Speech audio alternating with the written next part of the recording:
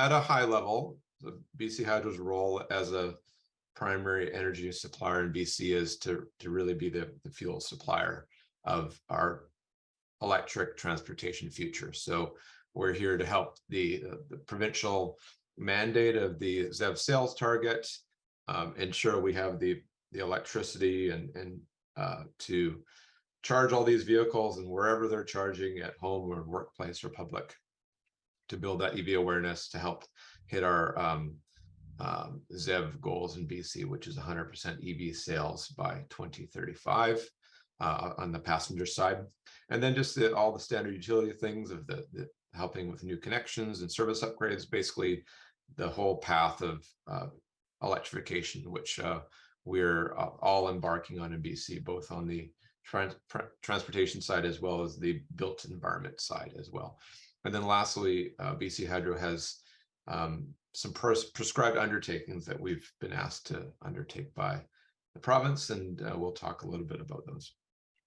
So just a quick level set, there's been some recent news about BC Hydro's integrated resource plan. This is a slide from a couple months ago. There's been some recent updates, recent announcements, but basically BC Hydro, on a regular basis, we are always revising and using data to inform our forecasts. We've been considering EV forecasts in our planning for over a decade, and so this doesn't change. This is something continuous, and so the news that was announced earlier this week is that things are moving a bit faster, so we're going to be looking at acquiring some additional power later on in the decade, because the electrification is nicely moving ahead and everybody's getting on board. So that's good news for everybody. So this is something we have teams that do on a regular basis to look at load, not just at a system level, but substation, distribution level. There's lots of different nuances to that. So something we're doing on an ongoing basis. And then from an EV stock standpoint, we are amongst the highest EV sales in North America. So we're doing great in BC here with over 20% EV sales. There's been a bit of a lull in the growth over the last year and a half due to just lack of supply, but it seems like that lull will start easing up pretty soon. And these different forecast numbers show that there's some variability to that. And again, it's something that just gets refreshed on a regular basis based on the latest data and where the trends are at. But again, we're planning for it, and over the next decade, it's going to be massive in BC as we electrify transportation. And then I'll just touch on briefly, and before we started this call, that the team was actually touching on fully charged. But before I get into some of the topics, like at a very high level, awareness building is, and what Victoria EV Association is doing is just so important. That gets broad awareness, and something that a lot of people in BC have been doing for a decade now, is why we've been so successful in BC in EV adoption. So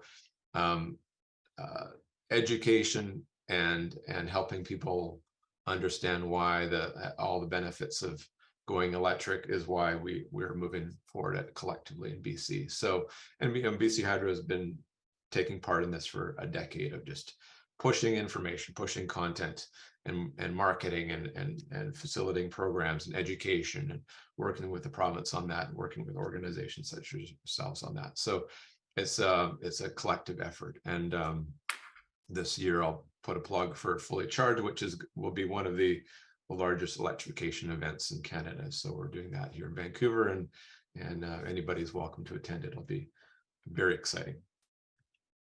So on the home charging front, we know that 3/4 of people with EVs charge at home.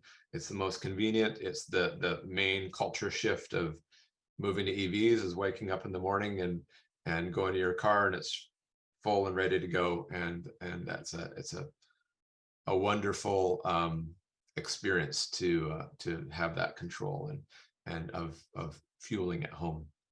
So ongoing is just education, removing barriers, make it easier for people to charge at home.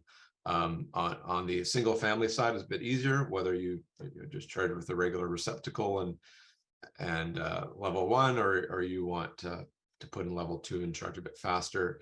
BC Hydro has been working with the province for many years to offer incentives and rebates around that. It is temporarily unavailable, that incentive, just as of this week, due to the popularity of it. But at some point it'll come back. And then on the multi-unit residential side, again, that's the big area of opportunity, because it's trickier for putting in charging in multi-unit residential buildings with multiple stakeholders, sometimes older buildings and power constraints. So the program that we've been offering with the province has been very successful of allowing at least stratas that first step of doing that assessment, and getting a rebate for that assessment is such a critical step to understand what the options are. So that's been very successful, and a lot of people have been leveraging those incentives. There's also the federal and provincial vehicle incentive, which has been hugely successful. So as in the last year, the provincial one has switched to an income tested approach, given its success. And then the latest thing around charging at home is BC Hydro has a filing in with the BC Utilities Commission around it, optional whole home time of use. And so this is going through the process now, and there's ability for people to take part in that regulatory process and provide their input. So that's there's many tools in the toolbox that are moving ahead on the residential charging front. So now I'm going to switch gears a little bit. So these materials I cut down.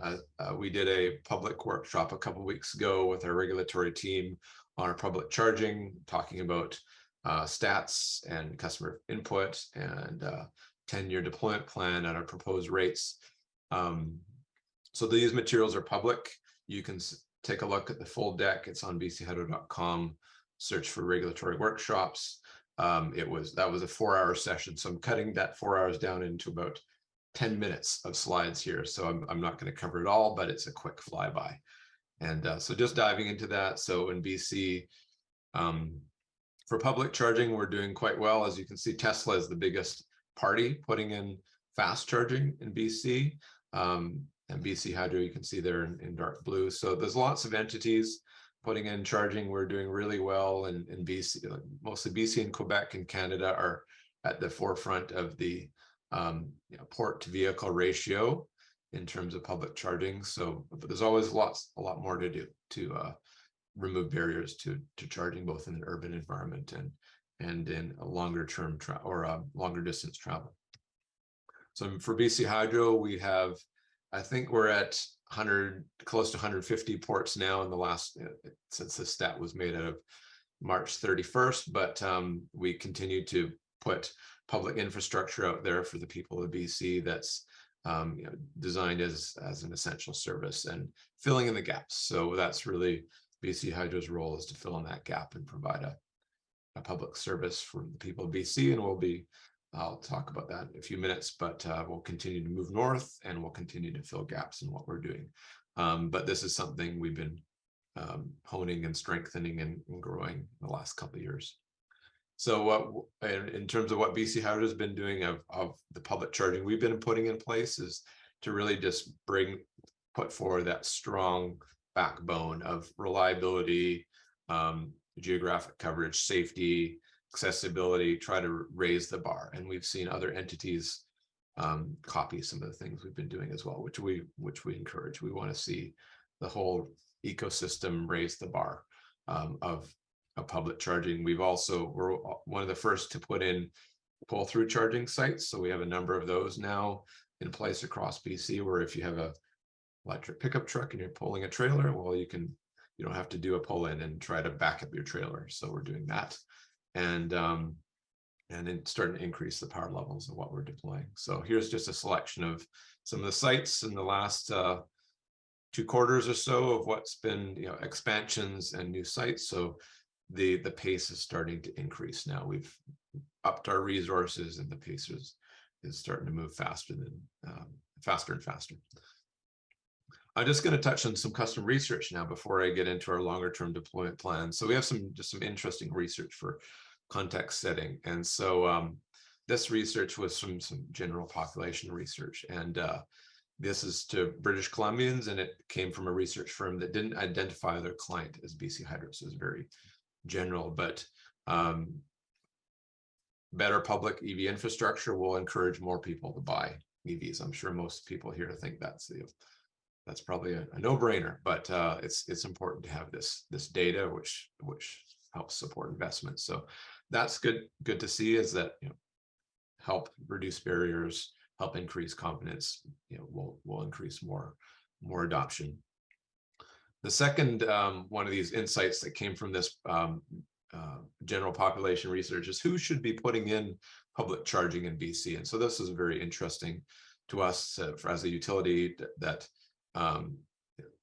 we are the top of, when you combine all the three choices of who should be putting in public EV infrastructure. You could surmise that it's probably the perspective of public service for public good perspective.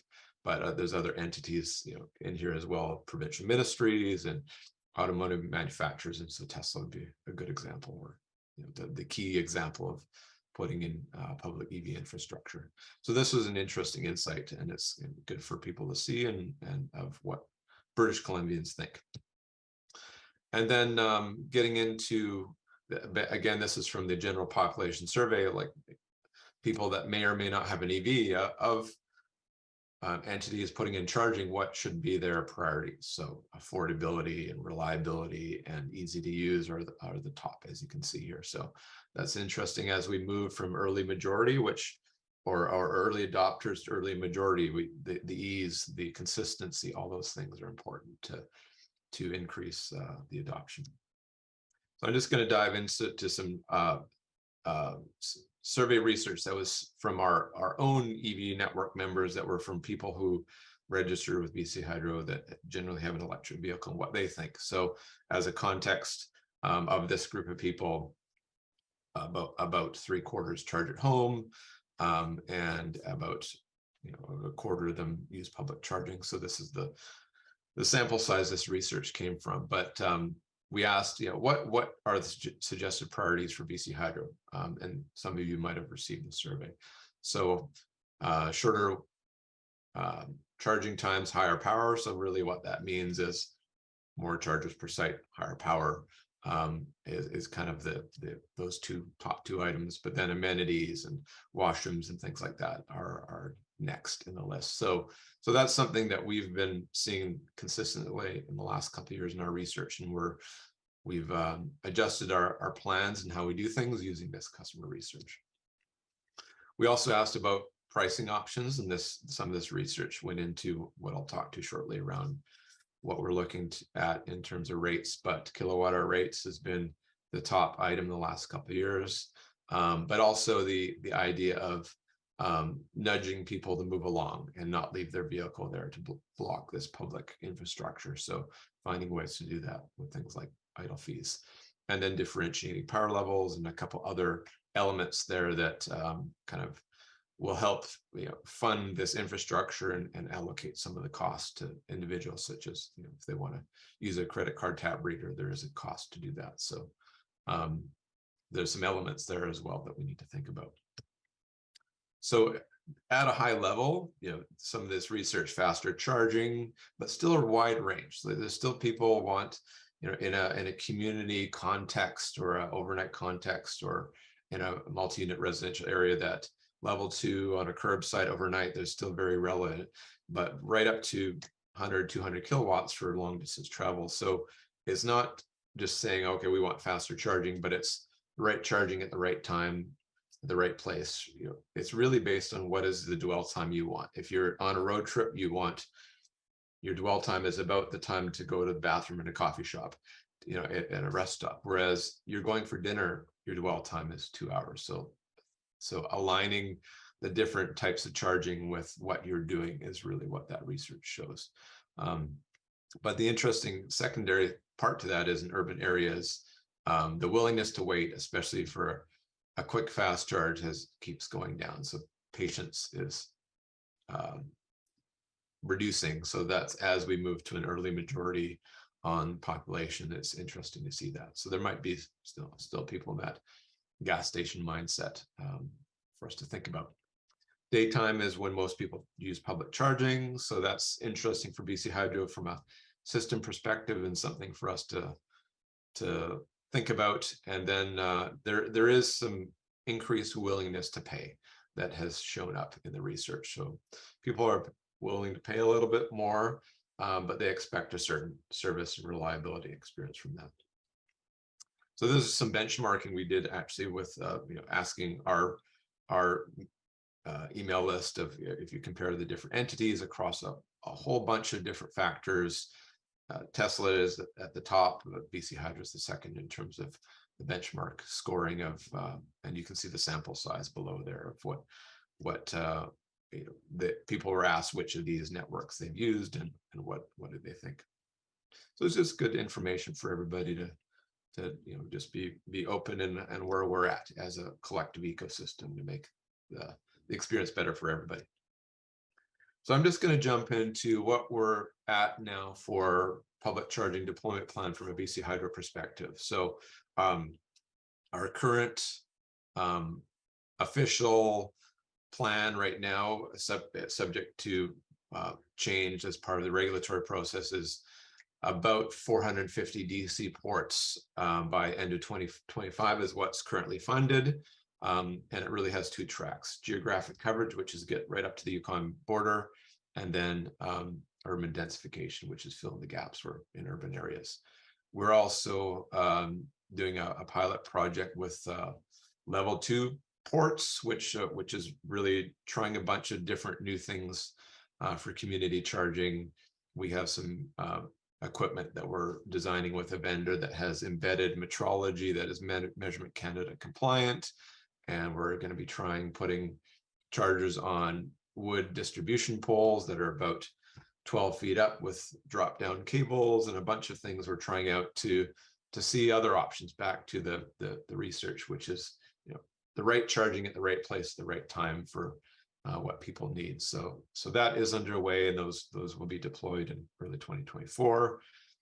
Lots of things around the technology platform to support future kilowatt hour rates, but also just improving physical sites, accessibility, lighting, and we're putting in higher power units now. I just saw our team, we just got a big order of 180 kilowatt dual vehicle charging stations in just in the last month or so, and so those will get kind of prepped up for deployment starting this fall. So that's exciting to see the power levels go up and that flexibility of dynamic power share charging stations. And then we're also starting to do larger sites. So we have some 4-port, 6-port, 8-port, and I think the team mentioned to me that we're pretty close to lining up a 10 DC port site. So we're getting bigger in terms of what we're deploying, especially in urban areas. So the serving the demand is what we're trying to do, and fill in the gaps. So this year, I don't have the full list of sites, but moving up toward the Yukon border, Tumbler Ridge comes to mind, Haida Gwaii, those are some examples, but a variety of different sites in all areas of the province to check off both the geographic coverage path as well as the urban densification. And that's on the right side is a rendering of a 8-port site. So I think we're doing one in Surrey as our first 8-port site. So then when we look forward 10 years, and we have a draft 10-year deployment plan that we've presented publicly a couple weeks ago, and that will a final draft will go in the rate application. But really our assumptions are to help accelerate the EV adoption is to build ahead of the demand, to build confidence. And then the dial back part is really we're assuming other public charging entities will really be in place in the early 2030s. But we'll have to keep adjusting as we go. We've got to see what happens. And nobody has a crystal ball. We're going to go to a higher percentage of urban sites, given the number of demand, the population, but we're still committed to making sure that geographic coverage across BC happens. This plan is a passenger vehicle focus. Jason will talk about medium heavy duty and touch on that. There's another phase of strategy work that's happening to think about medium heavy duty charging. So that is not in this current one, because that some more work on that is required. As I mentioned, we're assuming quite a varied ecosystem of entities. So what BC Hydro is doing is just amongst that ecosystem will be that essential service, public service piece amongst that ecosystem. This updated deployment plan means we're going to have to start accelerating for our plans starting as early as next year to move on a different trajectory. And then it's something that will just have to be adjusted on a regular basis. Nobody has a crystal ball. And so using the data and seeing what the citizens of BC are doing in terms of EV adoption and their needs, and we'll adjust as we go. So what this means is somewhere in the realm of a 2,000 DC port deployment that BC Hydro is considering, and this is going to be open for further consultation. And of that is about 75% urban. And then our reference plan has about 1,200 level 2 ports at this time. And again, that will be open for further input and some more research and study on what people of BC want in terms of community charging, in terms of curbside and local area charging, given that level 2s is something new to BC Hydro's mandate just in the last month. So I think there's going to be some more consultation to get some input on where we should go on the level 2 front, given our new prescribed undertaking to move forward at that power level as well. And the right side is in the draft deployment plan, quite a variety of levels of power, but we're over the course of the plan, there's going to be higher level in there as well. And as I mentioned, this excludes the medium heavy duty charging. So megawatt is not in here because that some further strategic work needs to happen on that medium heavy duty front to get a good plan around that. So I'm just going to switch gears to, okay, well, here's BC Hydro's high level plan. How is this going to be turned into rates and funded? And so we are moving into the direction of a cost recovery approach where this is funded predominantly through rates on a 10-year levelized basis. So as part of this, and as you saw in the customer feedback, kilowatt hour rates is going to be a key to this of what our customers want. So we are actually there's a number of tracks that are underway, and so we're going to work towards this and hope for launching kilowatt hour rates early 2024, but we have to get through all these prerequisites. So some Measurement Canada things, there's hardware tracks, there's technology tracks, and getting a newer rate approved. So a number of these tracks will all be moving through the course of this calendar year. So they're all underway, and we hope to have all these prerequisites out of the way so we can launch kilowatt hour rates. And there's a bunch of other entities that are on the same track in Canada. Nobody's had public charging kilowatt hour rates in Canada, other than a couple pilots here and there. So there's going to be a major change for people in Canada to experience a shift in how public charging is billed, but it'll be volumetric based on the electrons you receive. And so just a couple comments that from our regulatory team of like ahead of mentioning the proposed rates is that there's a couple elements that we've incorporated that the BC Utilities Commission has asked us to incorporate. So these are those elements of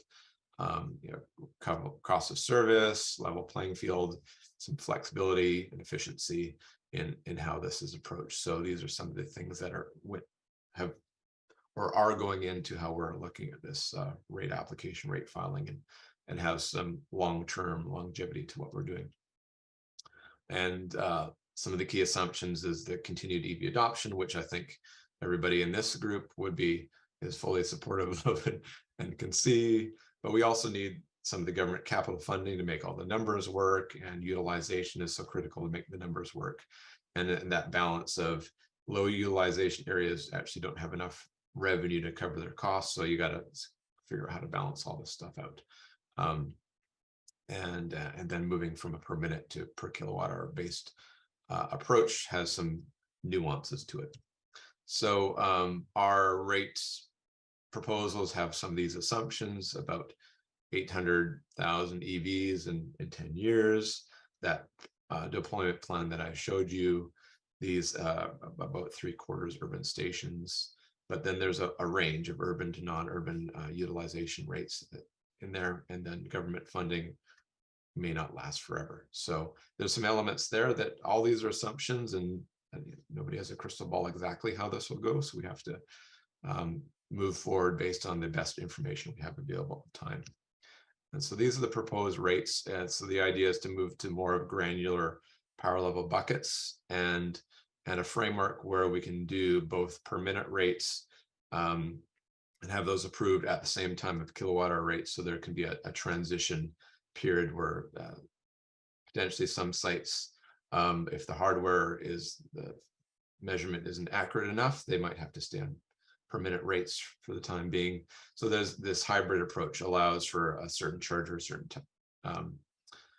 site to be in a per minute construct or per kilowatt hour construct as we make this transition. And we're prepping for higher power rates. And so this is what was presented a couple weeks ago, and input has been received, and I'm pretty sure there'll be some tweaks to this before the final application, but this is what was presented a couple weeks ago. And then I'll just make one comment on that there will be a bit of a change to how people experience their bill and their receipt when moving from a time-based rate to a kilowatt hour based rate. And so what happens is that if you have a vehicle that has quite a steep curve in terms of the power draw, you're paying more in a per minute construct at the latter end of your session in a per minute approach versus a per kilowatt hour approach. You're paying for the electrons there. We are looking at finding a way to balance out people not staying at 95% state of charge and basically doing a level 2 trickle charge on a 100 kilowatt unit, because that's not the best use of that infrastructure. So there is an extended stay fee concept that we've put out for input, part of the workshop process. So it's looking like there'll be some element of an extended stay concept in there, but again, it'll be something we'll have to monitor and see how the behavior impacts things. To date, there is very few entities that have done an extended stay fee that starts before 100% state of charge. Usually it's more of an idle fee approach, but it's also related to the supply and demand of charging. So if there's a site that has 20 chargers and the supply is sufficient, then that's less of an element you need to add in. So it's a balance of building enough infrastructure to meet the demand, and then balancing that with the fee structure to encourage people to move on. So the rate application process is something that people here can get involved in through the organization, and we look forward to your further feedback as that progresses.